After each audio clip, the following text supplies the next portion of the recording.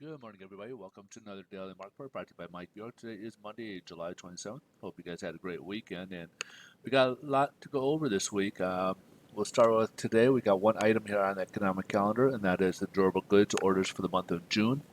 Last month, for the month of May, we saw a 15.1% increase of GDP. Obviously, due to the pandemic, things were just starting to reopen at that point. Our business started going back. Forecast will come for 6.5% for June, and it topped that at 7.3%. A week ahead, we do got the Fed meeting going on, the FOMC starting tomorrow, and then they'll give their rate announcement on Wednesday. We don't expect any extremities out of the Fed. They've had a few meetings, or they've had a few interviews, and nothing really. Obviously there's concerns. We kind of have our pulse on it so far, so we don't really expect anything to be much of an impact from what the Fed will be saying or doing on Wednesday when they give their announcements. But we'll also get our first look at Q2 GDP later this week, as well as we got a lot of other data that will be coming out as well. So let's jump ahead here to the headline news, see how the stock market is doing and so forth. Oops, sorry about that. Well, here it is. Stocks are up a bit this morning, kind of rebounding a little bit from last week. We had a couple of down days. Earnings reports are coming out this week. Will be kind of a big week for tech. We have some of the big guys from Facebook, Google, Apple. A lot of those guys will be giving their earnings reports this week. And, of course, we got tensions going on with China, but stimulus package update on that so far looks like there is some headway in terms of the Republican side of things, where they seem to be on page as to what they want to go into the bill.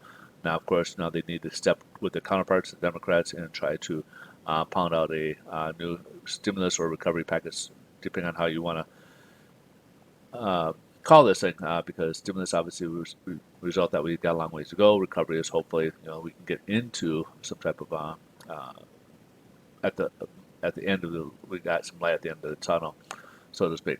Let's see how this is playing out in the bond market. See what's going on with mortgage rates today.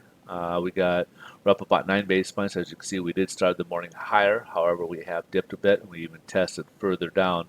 But here's where we left off on Friday. We end up in negative territory instead of positive territory. Again, we had a pretty big jump there, just like we were back on Thursday. We were up and then closed downwards. But from here to here, we're up about 9 basis points. Not quite enough for a price change.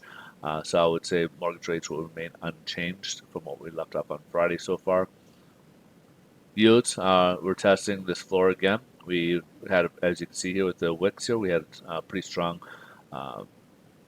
bias against it, and today it looks like it's trying to test it a bit today as well. We're seeing at about the 0.582 range, or just above 0.58, and again, it leaves us with more pressure on yields, but less, helping out mortgage-backed securities, which hopefully will translate to a little bit better pricing in mortgage rates, but not yet. Today is unchanged. So speaking of rates, if you guys are looking to buy or refinance, I am a loan officer. I can help you guys out. My company works as a national lender. They lend in 48 states. These videos are representative of just my views, so please take that into grain. These aren't representative of any company I may work with or anyone else. These are my views. So, but if you guys are looking to buy or refinance, we can certainly help you guys out with your pre-qualifications. We can certainly help you out with your financing.